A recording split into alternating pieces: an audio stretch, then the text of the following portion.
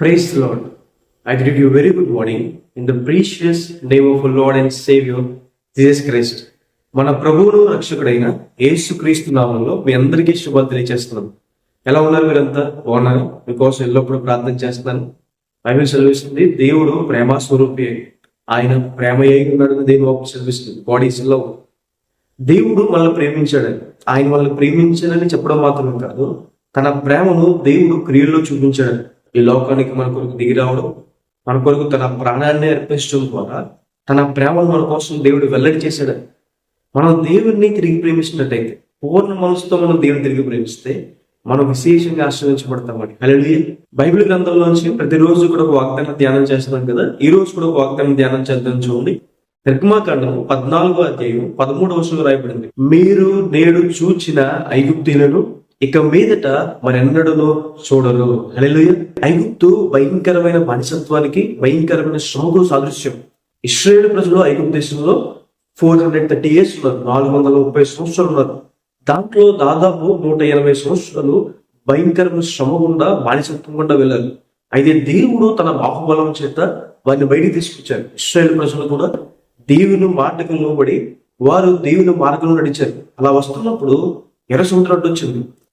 ఆ సమయంలో ఎదరేమో ఎర్ర సముద్రం, వెనకాలేమో ఫరో సైన్యం. ఎందుకు ప్రభు ఈ మార్గం గుండా నడిపించావు అని అనుకున్న సందర్భంలో దేవుడు చెప్తున్నమాట, మీరు ఇప్పుడు చూస్తున్న ఐగుప్తుని మరెన్నడూ మీరు చూడకుండా ఉండేలాగా నేను ఈ మార్గం గుండా నడిపించాను. దేవుడు దాని తర్వాత ఎర్ర సముద్రం 2 పాయలుగా చేర్చడం, 6 నేలపైన ఇశ్రాయేలు ప్రజలు నడిపించడం, వారు ఒడ్డుకు చేరిన తర్వాత ఇశ్రాయేలు ప్రజలను వెంబడిస్తున్న ఐగుప్తీయులు అదే ఎర్ర సముద్రంలో మునిగిపోయారు. ఇశ్రాయేలు ప్రజలు తమ జీవితంలో మరెన్నడూ కూడా ఐగుప్తీయులను చూడలేదని. హల్లెలూయా. మన జీవితంలో కూడా మనం ఎప్పుడైతే పాపాన్ని విడిచిపెట్టేస్తామో, పేతురు గారు అంటారు, ఇక మీదట మీరు పాపంతో జోలి ఏమి లేకుండా ఉండన్నారు.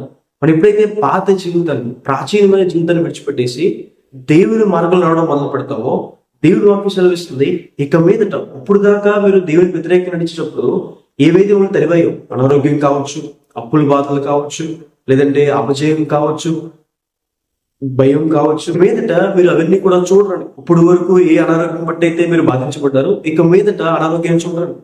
ఇప్పుడు వరకు ఏ అప్పుల బాధలు బట్టి అయితే మీరు తలవబడ్డారు, ఇక మీదట ఆ భారం నుంచి దేవుడు మీకు విడుదల ఇస్తాడు. ఇప్పుడు వరకు వేటి చేత అనదొక్కబడ్డారు, ఇప్పుడు వరకు వేటి చేత తలవబడ్డారు, భయం ఆందోళనతో ఉన్నారు, దేవుడు ఇక మీదట వాటి నుండి దేవుడు మనం విడిపిస్తాడు.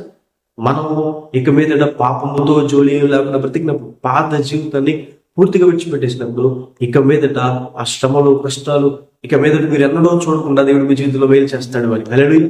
ఒక వ్యక్తి దేవుని దగ్గరికి వచ్చి తన పాప స్వభావాన్ని విడిచిపెట్టేసి దేవుని కోసం బ్రతుకుతున్నప్పుడు, ఇక మీద తన జీవితంలో జరిగే మేలు ఏంటి? మొదటిగా అప్పుడు దాకా పడ్డ కష్టము, శ్రమ, అనారోగ్యాలు, బానిసత్వం నుంచి దేవుడు పూర్తిగా విడుదలిస్తాడు. అలాగే రాయబడింది, విడవబడిన దాని ఇక మీద నువ్వు పిలవబడమని. పాపం చేయడం ద్వారా దేవుని తోడుని పోగొట్టేసుకున్న మన జీవితాల్లో మనం దేవుని కోసం నిలబడడం మొదలు పెట్టినప్పుడు, ఇక మీదట దేవుడు నీకు తోడుగా ఉంటాడా? నీకోసం అందరూ చెప్పుకుంటారు, దేవుని హస్తం తోడన్న వ్యక్తి, దేవుని మహిమన్న వ్యక్తి అని అందరూ మాట్లాడుకున్నా దేవుడు చేస్తాడని. బైబిల్లో యోసేపు గారి కోసం మనం చూస్తాం కదా. యోసేపు ఎక్కడున్నా, ఎటువంటి పరిస్థితుల్లో ఉన్నా, యోసేపు గారికి మాత్రం దేవుడు తోడై ఉన్నారని. ఇక మీదట దేవుడు నీకు తోడై ఉన్నాడు.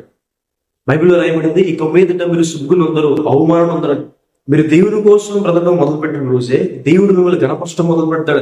పాపం చేయడం ద్వారా అవమానం, పాపం చేయడం ద్వారా తృణీకరించబడ్డం. అయితే ఇక మీదట మీరు దేవుని కోసం బ్రతకడం మొదలు పెట్టినప్పుడు, ఇక మీదట దేవుడు మనం హెచ్చించడం మొదలు పెడతాడు. దేవుడు దావీదు గారిని, దానియేలు గారిని, షడ్రక్, మేషక్, అబేద్నెగోని ఆయన హెచ్చించారని. పౌలు గారు అంటారు, ఇక మీదట నా కొరకు నీతి కిరీటం ఉంచబడింది అని. హల్లెలూయా. మారు మనసు పొంది, బాప్తీసం పొంది, రక్షణ పొంది, దేవుని కోసం బ్రతుకుతున్నందుకు, అలా బ్రతికి మరణించినందుకు దేవుని వాక్యం సెలవిస్తుంది, దేవుడు మీ కొరకు నీతి కిరీటాన్ని ఉంచాడు. యెహోవా భక్తుల మరణము దేవుని దృష్టి విలువైంది. దేవుని కోసం బ్రతికి చనిపోయిన వారు, అనగా నీతిగా, న్యాయంగా, పరిశుద్ధంగా దేవుని ఆజ్ఞల ప్రకారం జీవించి దేవుడి ఇచ్చిన రక్షణని పోగొట్టుకోకుండా అలా బ్రతికి చనిపోయిన వారు దేవుని నుంచి పైన నీతి కిరీటాన్ని పొందుకుంటారని. దేవుడు వారిని అందరి ముందు కనపరుస్తారని. ఈ లోకంలో మనం దేవుని కోసం తీసుకున్న ప్రతి మంచి నిర్ణయానికి, మనం బ్రతికిన మంచి బ్రతికి దేవుడు ఈ లోకంలో మనకు ప్రతిఫలం ఇస్తాడు. అలాగే పరలోక రాజ్యంతో కూడా మన బహుమానము అధికమవుతుందని దేవుని వాక్యం సెలవిస్తుంది. అందుకే బైబిల్ చదివిస్తుంది, ప్రభువునందు మన ప్రయాస వ్యర్థం కాదండి. దేవుని కోసం మనం ఏం చేసినా వ్యర్థం కాదు. దేవుని కోసం తీసుకున్న మంచి నిర్ణయాలు, ఆయన కోసం పడే కష్టము, శ్రమ ఏది కూడా వ్యర్థం కాదండి. దేవుడు గొప్ప బహుమానం ఇస్తాడు వాళ్ళు. కాబట్టి ఈ వాగ్దానం విశ్వసించండి. ఇక మీదట వరకు మీరు పడిన కష్టాలు చూడదు. ఇక మీదట దేవుడు మీకు తోడై ఉంటాడు. ఇక మీదట దేవుడు కనపరుస్తాడు. ఇక మీదట దేవుని కోసం చదువుతున్న మీకు నీతి కిరీటం ఉంచబడి ఉందని హల్లెలూయా. ప్రార్థన చేసుకుని ఉంచబడి. సర్వశక్తి పొందిన జీవం గల వేసే ప్రభావ మీకు వేలాది వందనాలు వేసే. ఈ రోజు వాగ్దానం ద్వారా మాతో మాట్లాడినందుకు దేవా ప్రభావ మీకు వేలాది వందనాలు. ప్రభావ ప్రియులు ఎన్నో సంవత్సరాల నుండి ఏ అనారోగ్యాలు గుండా బాధపడుతున్నారు ప్రభావ, వాటి నుంచి ప్రభావ విడుదల దయచేవు దేవా. ప్రతి మాలకు అనేసే ఇశ్రాయేలు ప్రజల యొక్క ప్రదేశంలో ప్రభావ ఎన్నో సంవత్సరాలు పడిన కష్టాన్ని, బుద్ధాన్ని, శ్రమ నుండి ప్రభావ ఒక్క రోజులో వారికి సంపూర్ణ విడుదల దయచేశారు అయ్యా ప్రభావ. ప్రియుల జీవితంలో అలాంటి మేలు చేయండి. మేము పాపాన్ని విడిచిపెట్టినప్పుడు, మేము మీ మార్గం రావడం మొదలు పెట్టినప్పుడు, మేము పాపంతో ఏ జోలి లేకుండా ఉన్నప్పుడు ప్రభావ మీరు మా జీవితంలో అలాంటి మేలు చేస్తారని ప్రభా, యేసయ్యా మీరు మాకు తోడై ఉంటారని ప్రభావ, మీరు ఇచ్చిస్తారని ప్రభా, మీకోసం ప్రతిజ్ఞందుకు ప్రభావ మీరు మాకు ప్రతిఫలాన్ని, దాని ముఖ్యంగా నీతి కిరీటాన్ని మాకు ఇస్తారని సెలవిస్తున్నందుకు దేవా మీకు వందనాలు. ప్రియులు ఎంతమంది డబ్బుల బాధలో బాధపడుతున్నారు లేవనెత్తండి. ప్రతి ఒక్కరి జీవితంలో గొప్ప కృపను గురించి అనేక మందికి దీవెనకరంగా ఆశ్చర్యంగా ఉంచండి. మీ తోటి మీ సహాయం ఉంచండి ప్రభావ. ఈ వాగ్దానం చూసిన వారి జీవితాలు, కుటుంబాలు ఆశ్రయించమని యేసు నామమున అడిగి వేడుకుంటున్నాను తండ్రి. Amen. God bless you. God bless India.